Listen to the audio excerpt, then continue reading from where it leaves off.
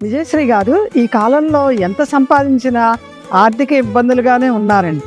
చిన్న ఉద్యోగం నుంచి ఉద్యోగస్తుడి నుంచి పెద్ద ఉద్యోగస్తుడి వరకు. అవును. ఐశ్వర్యం అభివృద్ధి చెందాలి అంటే ఏ నామం పట్టించాలండి? ఐశ్వర్యం అభివృద్ధి చెందాలంటేనండి మన దగ్గర ఉన్నటువంటి ఈ లలితా శాస్త్రంలో సహస్రనామాల్లో అనేక ఫలితాలు రహస్యంగా ఉన్నాయి మన దగ్గర.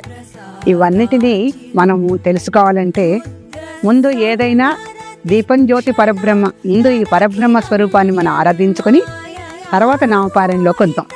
కామాక్షి దీపాన్ని చక్కగా 3 ఒత్తులు వేసి శుభప్రదంగా ఇంట్లో వెలిగించుకోండి. తర్వాత ఈ అక్షమాల తీసుకొని శాశ్వతి శాశ్వతైశ్వర్య శర్మద శంభుమోహిని ఈ నామాన్ని 108 సార్లు శ్రద్ధగా పఠించండి.